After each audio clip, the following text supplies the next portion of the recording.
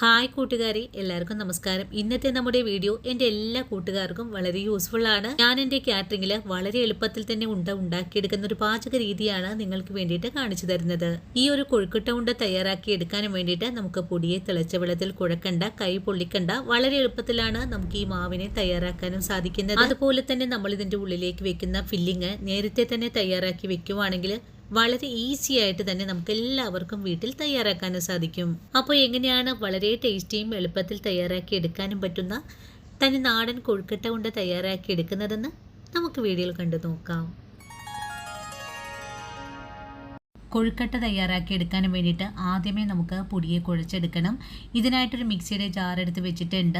ഒരു ബൗൾ നിറയെ തന്നെ ചോറ് എടുത്തിട്ടുണ്ട്. നമ്മൾ പൊടിയെടുക്കുന്ന അതേ പാത്രത്തിൽ തന്നെ ആയിരിക്കണം ചോറും അളന്നെടുക്കേണ്ടത്. ഇനി നമ്മൾ എടുത്തിട്ടുള്ള ചോറിനെ മിക്സിയുടെ ജാറിലേക്കാണ് മാറ്റുന്നത്. അതിനുശേഷം ചോറ് അരച്ചെടുക്കാൻ ആവശ്യമായ വെള്ളവും കൂടെ ഒഴിച്ചു കൊടുക്കാം. വെള്ളം ഒഴിച്ചു കൊടുക്കുമ്പോൾ നിങ്ങൾ എടുക്കുന്ന പൊടിയുടെ അളവിനനുസരിച്ചായിരിക്കണം ഒഴിച്ചു കൊടുക്കേണ്ടത്. ഇനി മിക്സിയുടെ ജാറിലേക്ക് ഒരു സ്പൂൺ അളവില് വെളിച്ചെണ്ണയും ആവശ്യത്തിനുള്ള ഉപ്പും കൂടി ചേർത്ത് കൊടുത്തിട്ട് നല്ല വെണ്ണ പോലെ തന്നെ ഒന്ന് അരച്ചെടുക്കാം. ഞാനിവിടെ നല്ല വെണ്ണ പോലെ തന്നെ അരച്ചെടുത്തിട്ടുണ്ട്. അരച്ചെടുത്ത ചോറിനെ ഞാനൊരു ബൗളിലേക്ക് കൂടെ മാറ്റുന്നുണ്ട്. ബൗളിലേക്ക് ചോറ് അരച്ചത് ചേർത്ത് കഴിഞ്ഞാൽ പിന്നെ നമുക്ക് അതേ ബൗളിൽ തന്നെ ഒരു ബൗള് പൊടിയാണ് എടുത്തിട്ടുള്ളത്. ഈ ഒരു പൊടി 1/2 കിലോ അളവാണ് ഉള്ളത്. അതിനുശേഷം കൈ ഉപയോഗിച്ച് നല്ലതുപോലെ ഒന്ന് കുഴച്ചുകൂടി എടുക്കാം. സമയത്ത് നിങ്ങൾ കുഴച്ചെടുക്കുമ്പോൾ വെള്ളം കൂടി പോവാണെങ്കിൽ കുറച്ചുകൂടെ പൊടിയെല്ലാം ചേർത്ത് കുഴച്ചെടുക്കാവുന്നതുമാണ്. അതുപോലെ തന്നെ ഉണ്ടാക്കാനുള്ള പൊടി കടയിൽ നിന്നും വാങ്ങുന്ന പാക്കറ്റ് ആണെങ്കിൽ നല്ലതുപോലെ ഒന്ന് വറുത്തതിന് ശേഷമായിരിക്കണം എടുക്കേണ്ടത്. നമ്മുടെ വീടുകളിൽ പൊടിക്കുന്ന പൊടിയാണെങ്കിൽ നല്ലതുപോലെ അരിച്ചെടുത്തതിന് ശേഷമായിരിക്കണം ഉപയോഗിക്കേണ്ടത്. ഇനി നമ്മുടെ പൊടി നല്ല സോഫ്റ്റ് ആയിട്ട് കിട്ടുന്നതിനായിട്ട് നല്ല മയത്തിൽ തന്നെ കുഴച്ചെടുക്കണം. പൊടിയെ കുഴച്ചെടുക്കുമ്പോൾ ഇതിലുള്ള സ്ക്രാച്ച് കൂടെ മാറ്റി വേണം കുഴച്ചെടുക്കാനായിട്ടും. അങ്ങനെ ചെയ്തെടുക്കുമ്പോഴാണ് നമ്മുടെ ഉണ്ട കാണാനൊക്കെ നല്ല ഭംഗി തന്നെ ഉണ്ടാവുന്നത്. അതുപോലെ തന്നെ നമ്മൾ എടുക്കുന്ന പൊടിയുടെ അളവിനേക്കാളും കുറച്ചുകൂടെ ചോറ് ചേർത്ത് തയ്യാറാക്കുമ്പോഴാണ് ഉണ്ട നല്ല സോഫ്റ്റ് ആയിട്ട് കിട്ടുന്നത്. ഇനിയിപ്പോൾ ഞാനിവിടെ പൊടിയെ കുഴച്ചതിന് ശേഷം ഉണ്ടയെ ഒന്ന് ഉരുട്ടിയും കൂടി എടുക്കുവാണ്. നമുക്ക് ഈ ഉണ്ടയെ നല്ല ഷേപ്പോടുകൂടിയും നല്ല സോഫ്റ്റ് ആയിട്ടൊക്കെ ഒന്ന് കുഴച്ചെടുക്കാനും സാധിച്ചിട്ടുണ്ട്.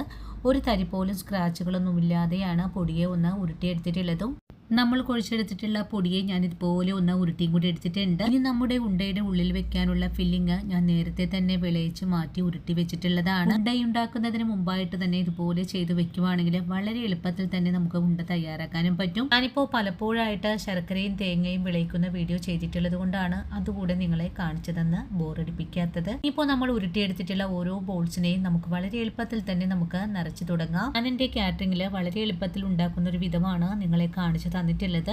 ഇതുപോലൊരു നാരങ്ങ പിഴിയുന്നതുണ്ടെങ്കിൽ നമുക്ക് വളരെ എളുപ്പത്തിൽ തന്നെ ഷേപ്പാക്കി എടുക്കാനും സാധിക്കും. നല്ലതുപോലെ ഷേപ്പായി കഴിഞ്ഞാൽ പിന്നെ നമുക്ക് ഫില്ലിങ് ഇതിൻ്റെ ഉള്ളിൽ വെച്ച് കൊടുത്തിട്ട് ഒന്നുകൂടെ കൂട്ടി യോജിപ്പിക്കുന്ന താമസം മാത്രമേ ഉണ്ടാവുള്ളൂ. ഒരു രീതി വളരെ എളുപ്പമാണ്. ഇതുപോലെ നിങ്ങൾ ചെയ്ത് നോക്കിക്കോളൂ. അതുപോലെ തന്നെ നിങ്ങൾ പ്രത്യേകം ശ്രദ്ധിക്കേണ്ട ഒരു കാര്യമാണ്, ഉണ്ടയെ ഇതുപോലെ ഒന്ന് കൂടുതൽ അളവിൽ ഉരുട്ടി വെക്കുമ്പോൾ ഒരു നനഞ്ഞ ടവല് ഇതിന്റെ മുകളിലായിട്ടൊന്ന് നനച്ചിട്ട് കൊടുക്കുവാണെങ്കിൽ നമ്മുടെ ഉണ്ട സ്ക്രാച്ച് ഒന്നും വീഴാതെ ഉണങ്ങിപ്പോവാതെ ഇരിക്കുന്നതാണ്. അല്ലെങ്കിൽ നമ്മൾ ഉരുട്ടി വയ്ക്കുന്ന സമയം കൊണ്ട് ഇതിലേക്ക് കുറേ സ്ക്രാച്ച് ഒക്കെ വീണ് ഉണ്ട പൊട്ടിപ്പോവാനൊക്കെ വളരെ സാധ്യത കൂടുതലാണ്. നമ്മൾ കൂടുതൽ അളവിൽ ചെയ്യുമ്പോൾ ചെയ്യേണ്ട കാര്യമാണ് കേട്ടോ ഞാൻ പറഞ്ഞു തന്നിട്ടുള്ളത്. അതുപോലെ തന്നെ ശർക്കരയും തേങ്ങയും ഇതുപോലെ ഉരുട്ടിയും കൂടെ വെക്കുവാണെങ്കിൽ ഏത് സമയത്തും നമുക്ക് ഉണ്ട ചോദിച്ചു വരുന്ന ആൾക്കാർക്ക് വളരെ എളുപ്പത്തിൽ തന്നെ തയ്യാറാക്കി കൊടുക്കാനും സാധിക്കുന്നതാണ്.